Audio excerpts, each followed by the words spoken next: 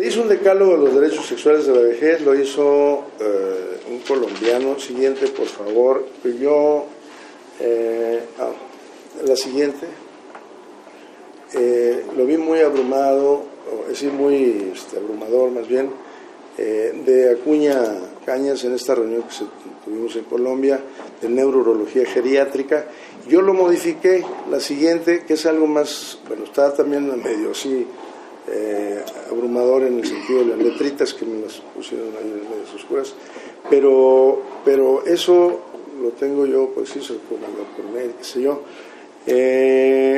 Entonces hay una serie de elementos a los cuales el adulto mayor tiene derecho total y absolutamente al disfrute de lo sexual, ¿no? En diferentes terrenos, ustedes lo están leyendo seguramente, pero hay ahí cosas que hay sin duda derechos inalienables, ¿no? Exijo el ejercicio de la sexualidad como una opción que puedo tomar siendo un ser humano racional y emocional.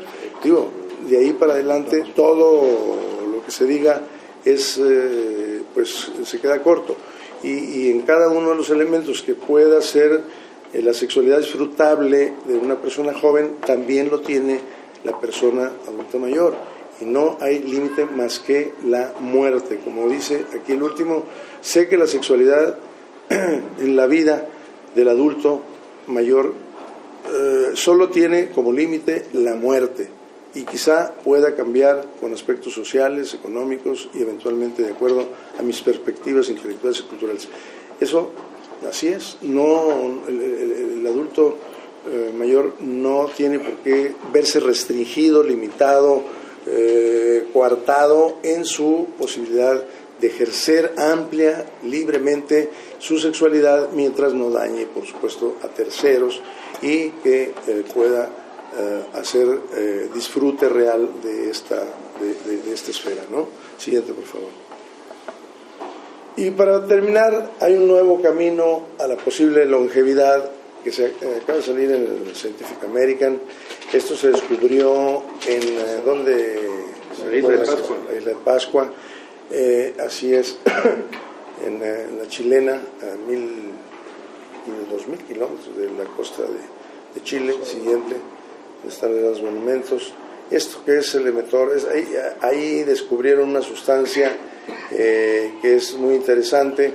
Esta sustancia, el emetor, la rapamicina, que inhibe, vieron en ratones en 2009, no hace mucho, hace 4 años, se descubrió este fármaco llamado así, rapamicina, que extendía la vida en ratones al doble de la existencia, dándoles este medicamento que los otros grupos de ratones a los que no se les daba el medicamento, y que tenían la misma dieta y con el medicamento de diferencia.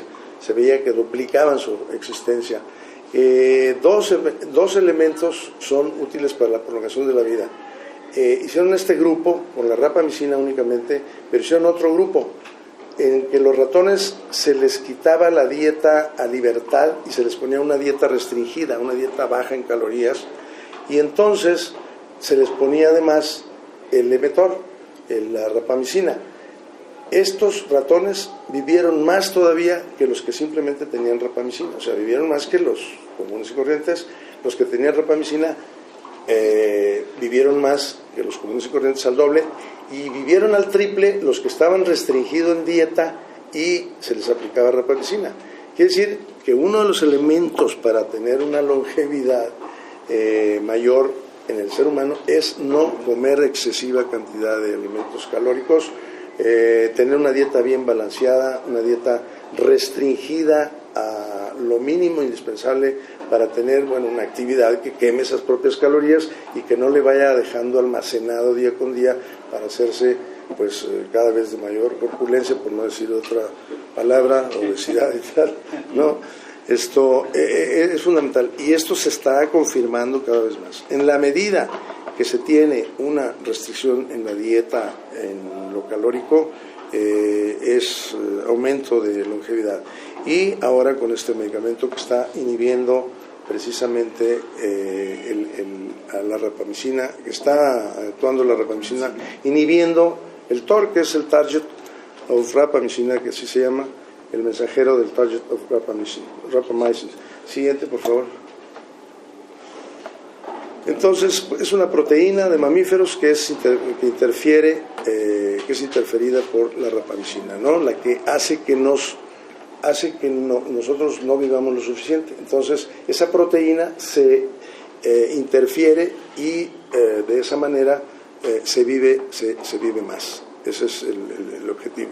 Y ahí no voy a explicar, es todo el proceso, viene explicado cómo las ratas a las cuales se les dieron rapamicina vivieron mayor cantidad, estas estaban gorditas, vivieron menos, y estas que estaban flaquitas y además con la rapamicina vivieron más tiempo. ¿Y cuáles estaban más contentas? Ahí sí disfrutaban más la sexualidad cuando había un ratón y una ratona, y eso les hacía calidad de vida o cantidad de vida. Así es. Siguiente, por favor. Bueno, el resultado destaca, sin embargo, que hay todavía cosas enigmáticas que no se conoce claramente qué está pasando, pero sí es un hecho de que está sucediendo. Hay otro elemento que son los telómeros, ahorita lo explicaré. Lo cierto es que el mTOR prolonga la vida. Siguiente. Los telómeros hace la telomerasa. Dice, esto, bueno, yo cambié de tema, pero no. Esto podría llevar, la propia mTOR, llevar a medicinas elaboradas por precisamente la rapamicina para que fueran útiles a lo que decían hace un rato, a lo que comentábamos hace un rato, para diferentes enfermedades, el Alzheimer, cáncer de insuficiencia cardíaca, y quizá extender y prolongar la vida más allá de lo que actualmente se puede en los humanos. Siguiente, por favor. Bueno, aquí solamente para decir que así terminan los hombres que son útiles en la vida, ¿no? Llegan a esa condición y después de pagar el IVA. Y al final, pues conclusiones que ya es una síntesis de lo que ya dijimos. El envejecimiento es un proceso, el envejecimiento es no es sinónimo de enfermedad, la calidad de vida del que envejece depende de varios factores, genéticos y ambientales fundamentalmente. Un mejor estilo de vida mejora, por supuesto, la calidad de vida. Hay que dar vida a los años y no años a la vida. Existen nuevas posibilidades de mejorar calidad de vida y más años en un futuro cercano. La telomerasa son unos tubitos que se forman en los cromosomas, unos pequeños salientes que a través se llaman telómeros, y esos telómeros, en la medida que va pasando el tiempo, se van acortando en los cromosomas de las células. Bueno, pues ya se encontró esta sustancia, la telomerasa, que es una enzima. Esa enzima evita que los telómeros se acorten, y al evitar que los telómeros se acorten, se prolonga la vida. Entonces, telomerasa con rapamicina, mTOR, esto está en estudio, seguramente que nos va a hacer, y a muy corto tiempo, porque no olvidemos, para finalizar, que en toda la historia de la humanidad previa a los 3 años últimos que hemos vivido, se obtuvo menos conocimiento que en estos 3 años dichos últimos, y que en los siguientes 3 años se va a duplicar ese conocimiento tecnológicamente y de diferentes maneras en la ciencia. Entonces, con ello concluyo y les agradezco su atención. Gracias. ¿Ya están funcionando? ¿Perdón? ¿Está en estudio? Están en estudio, pero estudio muy avanzado, porque no es algo que se haya hecho, bueno, ya desde el 2009 se empezó a trabajar, llevamos 4 años. Ajá. Decía yo por eso el último comentario, de que en los últimos 3 años se ha adquirido conocimiento mayor que los previos en toda la historia de la humanidad, y en los próximos 3, ya llevamos del 2013, faltan 2, seguramente que vamos a tener cosas extraordinarias con estos elementos. Estos elementos definitivamente no le convienen a los gobiernos. Es posible. Y básicamente a los gobiernos estadounidenses. Sí. yo tengo problemas de corazón y a mí mi cardiólogo me dijo, esto no lo pueden aceptar los americanos porque no quieren llegar a tener culo viejo. Ajá. Les molestan los viejos, Ajá. les cuesta dinero los viejos. Sí. Y esto te hace que la sangre sea extraordinariamente buena y no tengas colesterol nunca, y los triglicéridos. Y entonces la Fed dice, no, esto no lo puedo aceptar. Sí. Y no lo aceptan. Ajá. ¿Podría suceder esto con estos productos? Podría suceder, pero la intención con estos productos no es solamente prolongar la vida, sino prolongar la calidad. La calidad, y prolongando la calidad se prolonga la utilidad también. Y entonces, al ser una persona que, aunque esté de determinada edad, con cierto avance de la edad, pero que tenga poder adquisitivo, pues va a poder o estar dentro de los que están incluidos en un sistema de salud, pero con posibilidades de que el gobierno mismo esté recibiendo alguna remuneración, diríamos como seguro de gastos médicos, que ya lo tienen, pero ya no con el sistema que ellos tienen del apoyo asistencial del welfare y todo esto. Si tienen económicamente de alguna manera para que sea sustentable o autosustentable, podría ser. El problema aquí de principio, tienes toda la razón, el problema aquí es que no solamente va a ser en Norteamérica la bronca, va a ser en todo el mundo, y no todos los países tienen, cuando menos, no es el mejor sistema en Estados Unidos de la medicina, no es. Ya en este momento en Estados Unidos hay 50 millones de personas desamparadas de la salud, de los 300 y fracción que tiene, 315. Eso quiere decir que el sistema no está funcionando ya en este momento. Y si se generan más derechohabientes o se generan más, diríamos, necesitados por el Medicaid, que se llama, o el Medicare, pues va a haber una bronca para Norteamérica. Pero lo mismo y está pasando en Europa, que ellos tienen una medicina más socializada y que les estaban dando, España se fue de paso, pues España estaba dando cantidades industriales con Zapatero, cuando llegó, diríamos, hizo una labor social importante, directa, en el sistema de salud y en el sistema de educación, pero no le alcanzó la lana y se empezaron a venir los euros para abajo, y empezó la canciller alemana a decir, bueno, ¿qué está pasando? Igual que Grecia, Italia, Irlanda, España están gastando demasiado, y estaban gastando precisamente mucho en ello, en la cuestión de salud y en cuestión de educación, y pues se fueron de paso, porque otra parte, como siempre, pues ellos nos enseñaron, se llevaban para otro lado, no necesariamente lo incluían a los proyectos de salud y de educación.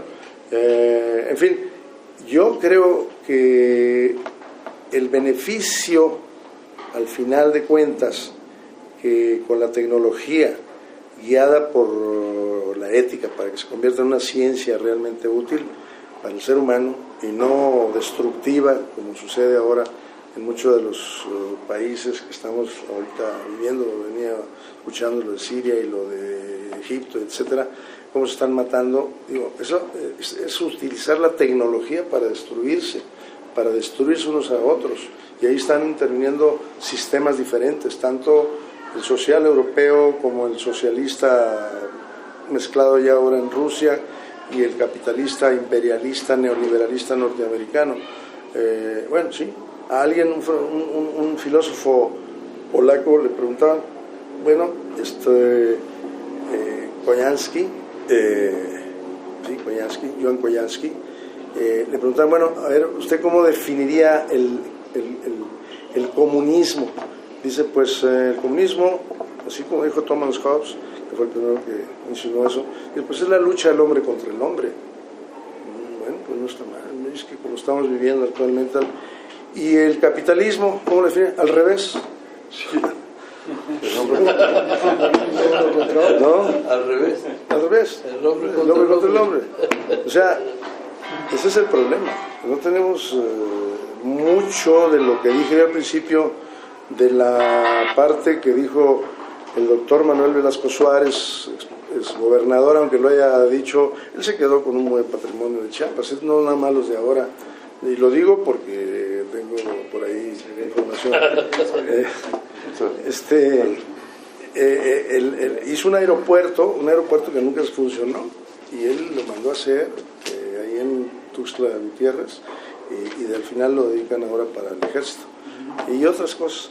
Pero eso que dice que a las personas no se les debe reconocer por lo que tienen, ni siquiera por lo que saben, sino por lo que prestan de servicio a la comunidad, pues esto es una frase extraordinaria y bonita, digo que a todos nos agrada en la retórica, pero a ver, vamos a ponerlo en acción, ¿no? Pues eso tampoco les interesa mucho a los norteamericanos. Los norteamericanos viven de intereses y no tienen amigos. La salud, ¿qué pasó? Quiso Obama reestructurar la salud y de inmediato se le fueron encima. El Senado estaba en mayoría. El Tea Party. ¿Dónde? El Tea Party. Claro, el Tea Party de los republicanos. Se le fueron encima. Querían hacer un beneficio, bueno, era la intención política de generar un beneficio a los desfavorecidos, desamparados, no le permitieron. Ya Hillary Clinton había intentado en la época de Clinton, tampoco la dejaron. Entonces, hay otros intereses, y por eso te digo que sí tienes algo de razón, porque esto probablemente disminuiría muchos gastos en muchos aspectos, porque podrías tú tener medicamento desde un principio o tomar cierta dieta en un principio y evitar una serie de enfermedades en el proceso, aunque la enfermedad no es inherente a la vejez, pero las comorbilidades que ahora le llamamos se evitarían, si ya se están evitando muchas, se evitarían muchísimo más, y eso pues le conviene que el pueblo se enferme para sacar el billete. Después de la milicia y el narcotráfico, la medicina es el tercer negocio más importante del mundo. Y por eso a compañías como Coca-Cola sí las van a impulsar, ¿no? No, por supuesto. Y el de Sabritas, y el de PepsiCo. Matan varios pájaros de un tiro. Y McDonald's. Yo no quisiera desaprovechar la oportunidad de tener aquí a Sergio, que con su gran experiencia en su especialidad y sobre todo en cuestiones relativas a nuestra edad, nos podría hacer una contestación, alguna pregunta muy específica que ustedes, cada uno, quisiera hacer antes de que yo le preguntara algo más, antes de despedirlo, antes de darle un aplauso. No quiero que se lo demos todavía, sino dar la oportunidad a que hagan alguna pregunta específica, concreta, sobre alguna medida para prevenir la salud de nuestra edad, o se les ocurre a ustedes. Sí, a ver, yo tengo una. El envejecimiento obviamente es el desgaste de la maquinaria humana, es decir, de la maquinaria más perfecta que hay en este planeta, la maquinaria humana. Pero ¿qué tanto influye la actitud mental en ese desgaste o llegar a un envejecimiento prematuro? Es decir, ¿qué tanto te puede dar? Influye muchísimo. Ya no estamos en la época de Descartes. René Descartes decía, hay la mente y hay lo físico, el cuerpo, ¿no? Él fue el primero que detectó, cuando menos tuvo el acierto, muy inteligente, por cierto, aunque murió de neumonía. Cristina de Suecia se fue, era amante de Cristina de Suecia, se fue allá a Escandinavia, al final murió muy joven, de una neumonía precisamente, y antes de ser de tercera edad. Descartes dijo eso, separó. Está la parte orgánica, que no tiene nada que ver con lo mental. Ahora está claramente identificado que lo mental está inmiscuido, involucrado con lo físico, en más o menos medida, dependiendo de muchas particulares condiciones de cada individuo. Pero de que una condición orgánica puede ser modificada por una manera psíquica de ser o de pensar o de actuar, eso no hay duda. Y si no, no existieran los placebos. Los placebos tienen alrededor de un 30% de acción para curar ciertas enfermedades, y ojo, enfermedades serias en un momento determinado. El placebo no tiene nada, o tiene azúcar, o almidón, o una cosa, se lo toma y se siente, estoy todo maravilla y me siento bien. Eso da la muestra científica de que la mente sí influye sobre lo físico. Ahora han salido una serie de elementos un poquito esotéricos, la medicina cuántica, no sé si algunos de ustedes han escuchado. Hay un hindú que está manejando mucho esto, Chopra, que ha difundido libros por todos lados y ya se ha hecho millonario. Él es endocrinólogo, curiosamente médico, pero dijo, no, pues la endocrinología no deja, voy a dedicarme a la medicina cuántica, ¿no? Es bastante profundo el tipo, ¿no? No, tiene una retórica muy interesante, muy interesante. Y bueno, eso ha influido en muchas personas, muchos otros han también escrito sobre este tema. Concretando, es real, lo físico está influido por lo psíquico, de eso no hay la menor duda. ¿Y al revés también? Vale. ¿Mande? ¿Al revés también? Por supuesto, porque si yo tengo una enfermedad, que me está generando una molestia determinada, vamos a ver, si tengo un dolor o una molestia que está permanentemente en un sitio X, el caso para nosotros los urólogos es el dolor testicular. El dolor testicular, de inmediato se hace una fijación, si no se ataca a un plazo breve, y después se hace una neurosis muy importante, y entonces se incrementa la molestia, el dolor, si no hay un tratamiento propio, adecuado, en cortos plazos. Existe documentado casos, por eso menciono lo anterior, de pacientes que han tenido dolor testicular de una manera tal, se le ha dado de todo, se le ha llevado a clínicas de analgesia, son los anestesiólogos los que manejan el canal, hay clínicas particulares, no se le quita el dolor. La opción que se toma drástica es quitar el testículo, se quita el testículo y sigue el dolor. Entonces, a ese grado se llega a tener una influencia del orgánico hacia lo psíquico. Te pido de nuevo. Entonces, o sea, aquí sí cabe eso de que hay viejos de 20 años y jóvenes de 80, ¿no? Por supuesto, o sea, depende de tu actitud para poder... Sí, la edad cronológica es diferente, o puede ser diferente a la edad física real, ¿no? Y mental, física y mental. Ahí dice biopsicosocial, bio es lo biológico, lo orgánico, y psíquico, pues es lo mental, y socialmente también hay influencias, porque muchas personas llegan, me acuerdo de una persona que llegó, que le dijeron en su casa que estaba mal, y traía una placa de simple de abdomen, y en la placa simple de abdomen pues se ve lo que tiene que verse, gas y algunas cosas que son ahí, se medio ven. Llegó llorando a urgencias porque sé que estaba muy grave y me llevaron a urgencias.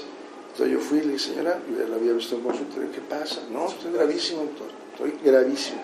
Me dijo mi comadre que mire cómo está mi placa, está negra, está oscura, ahí en esa parte central está totalmente negra y yo pues me estoy muriendo. ¿Quién se lo dijo? No, pues mi comadre. Yo creo, a ver, por favor, ¿cómo es posible? Así hay de esa manera. Por eso la perspectiva intelectual, educacional es muy importante. La ignorancia nos lleva a extremos muy... ¿Por qué el hombre vive menos que la mujer? Bueno, uno puede inferir cosas de primera instancia, lo que antes se daba, ¿no? De que la mujer, pues, en general, si no se moría en el momento del parto, porque era la mayor incidencia en aquel entonces materno-infantil, ¿no? En los tiempos todavía siglo pasado, principios, no sé, del XIX, ahora que sobreviven y que cada vez pueden tener una vida más de menos riesgo, no tomaban, no fumaban, no pachangaban, desvelos y toda una serie de cosas que nosotros sí hacíamos y hacemos, ¿no? O podemos hacer. A eso se le atribuyó en principio que fuera la razón. Y ahora, como la mujer está cada vez con mayor inclinación, o socialmente ya tiene mayor permisividad para que lo que nosotros hacíamos, ahora también la mujer lo haga, pachanguear, el alcohol, el tabaco Y el estrés, ¿no? que también permite. Eso es, y ahora incluido el estrés, se ha visto y se ha documentado que eso, con todo y que todavía no está tan claro, eso a la postre va a mermar las posibilidades de sobrevivencia mayor de la mujer que el varón.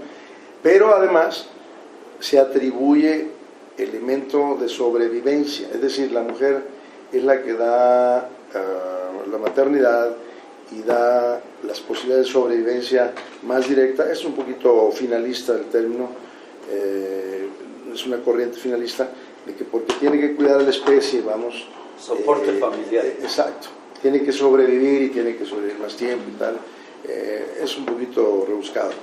Otro más es el aspecto social, y el otro es hereditario, que tiene un factor genético que no se ha visto claramente.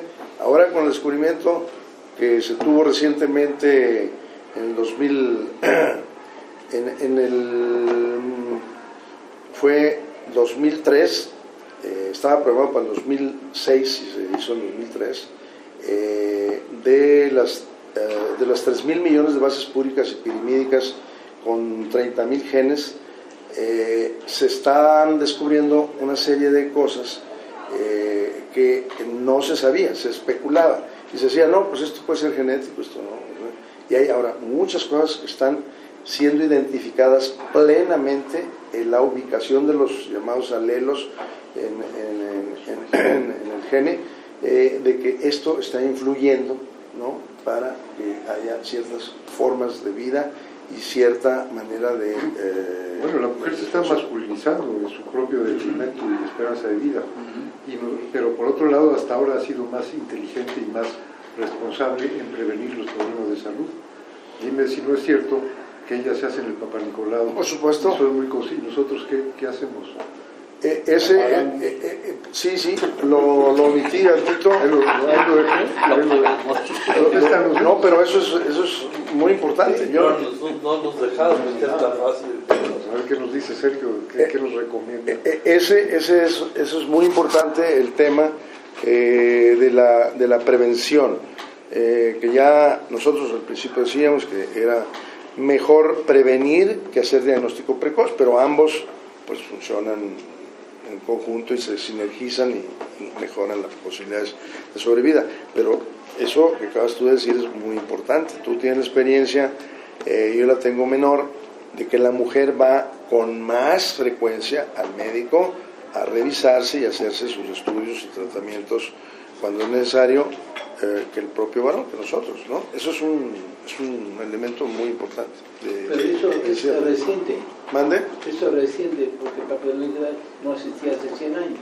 No, pero sí hace 50 o más existe y ha sido un gran avance. Y el Papanicolau, ¿sabes quién lo difundió en México? Un discípulo directo de George Papanicolau, el doctor Pedro Balzac, padre de nuestro compañero. Sí. A él le debemos el mérito. ¿De qué compañero? Pedro Balzac. Su papá difundió el Papanicolau. Es una aportación, pero de indudable trascendencia. ¿Sí? Pero yo lo que quiero es que nos des algún consejo, alguna prevención o qué, hacemos el antígeno prostático de vez en cuando, checar los niveles de colesterol. Mira, no solo la próstata es el problema, por supuesto, existen ahora otros elementos que son igual o más importantes que la próstata misma. En general se dice que cuando se tiene un cáncer de próstata, que es a lo que se le teme, si se tiene a la edad después de los 60 años, casi siempre el paciente va a morir de otra cosa que no sea el cáncer de próstata. Es decir, el cáncer de próstata es lento, no quiere decir eso que no se considere, pero en lo general es lento. Es agresivo cuando se presenta en gente joven, que con una más excepción que regla, o es menos frecuente definitivamente que después de los 60 años. Entonces, teniendo esa situación, uno, por supuesto, de todas formas, no debe dejar de checarse después de los 40 años. Hay dos cosas que son importantes. En el cáncer de próstata, particularmente, hay uno que se llama el hereditario y otro que se llama el esporádico. El hereditario, se han estudiado en Suecia líneas genéticas de ancestros de generaciones previas, donde se ha visto claramente en línea directa y en línea vertical y horizontal que los que tienen más familiares con cáncer de próstata, al final de la época, llegando a la época actual, van a tener más posibilidades de tener cáncer de próstata. Si yo tengo un hermano, o tengo un papá, o un abuelo que tuvo cáncer de próstata, yo tengo un riesgo mayor de tener cáncer de próstata, de eso no hay la menor duda. Hay un estudio, ese escandinavo y otro norteamericano muy similares, que lo han cotejado y lo han reanalizado y lo han estado actualizando, y eso es un hecho. Entonces, a estos pacientes hay que iniciar el control a los 40 años. Desde los 40 años hay que estar vigilando cómo. Pues con una atención en el consultorio, llevando un antígeno prostático específico, idealmente con fracción libre, que casi no se pide por los médicos generales, y hacer exploración. Exploración rectal es fundamental, si no, no tiene sentido, o se está haciendo una mala medicina para prevenir este tipo de problemas. Y por supuesto, ultrasonido. No tiene que ser ultrasonido rectal, también es otro error. Ultrasonido rectal, algunos lo mandan antes de llegar a la necesidad de biopsia. El ultrasonido debe ser abdominal, en vejiga, próstata, riñones, se acabó, sencillito. Una vez teniendo nosotros el antígeno, la exploración digital y el ultrasonido abdominal, uno tiene las posibilidades de decidir de si necesita biopsia prostática, y biopsia prostática guiada con ultrasonido, ahí sí rectal, para poder llegar a los sitios que sean más sospechosos de un problema de malignidad. Tiene que ser cuando menos, antes se hacía en sextante, se decía, ahora tiene que ser cuando menos de 12 fragmentos, se toman 6 de cada lado, 12 fragmentos con anestesia general. Yo no hago absolutamente anestesia local, duele mucho. Los pacientes ya no vuelven con uno. Yo no me acuerdo haber hecho con local en algún momento una biopsia, pues sí me tocó ver en Tulane University cómo le hacían. Los que más padecen cáncer de próstata son los de color en Estados Unidos. Y allá estuve yo un tiempo y hacían con local. A los pobres negritos se retorcían con dolor y tal. Y hasta que le pregunté a uno de los médicos, oye, ¿a ti te gustaría que te hicieran la biopsia con... No, sería cosa de valorar, no, porque lo haces así, local. En fin, eso sí tiene que ser llevado a cabo, ya se hace la biopsia. Si en la biopsia aparece el caso de próstata con un problema maligno, hay muchas alternativas de tratamiento. Casi todas son de gran utilidad. Alternativas que son unas paliativas y otras son curativas, y uno explica y tienen la obligación de informar. Gracias, mil Vaya muy bien, no, al honradísimo, contrario, yo me pusieron a seguir platicando.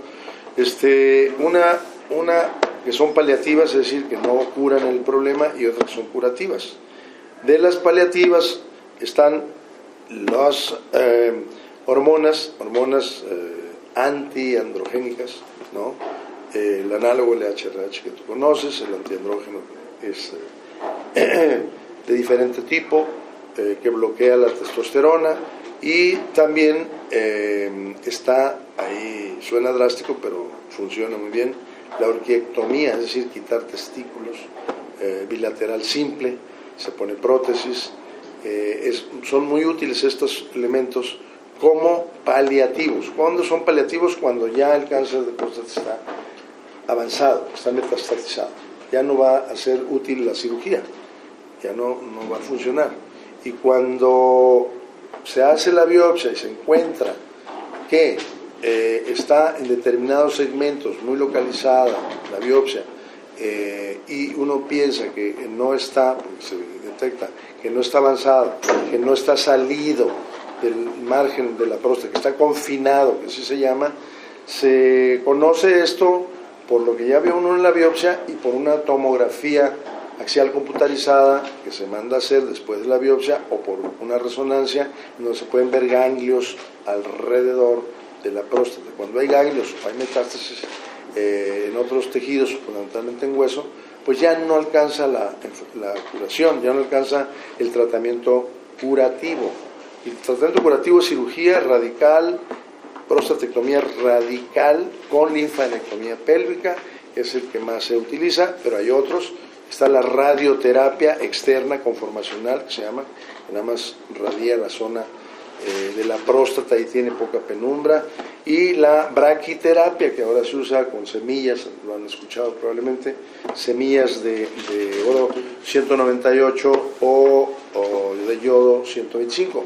Esas son las alternativas de tratamiento y va muy bien en general con todas las morbilidades que puede haber cuando hay cirugía, que no son muchas actualmente. Ya la cirugía que hacemos radical de próstata la hacemos a través de la laparoscopía, ya está demostrado que tiene la misma capacidad de la cirugía abierta que hacíamos para curar el problema y con menos agresión.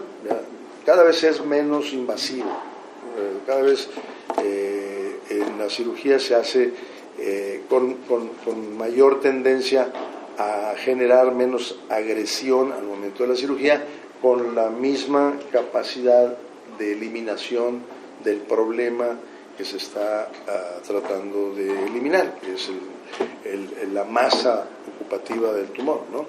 Ese es en general el panorama, y seguirse controlando posterior al Muchas tratamiento. gracias, Sergio. No queremos abusar más de tu tiempo. Ha sido un placer tenerte aquí, ha sido muy enriquecedor de tu parte el que nos hayas acompañado.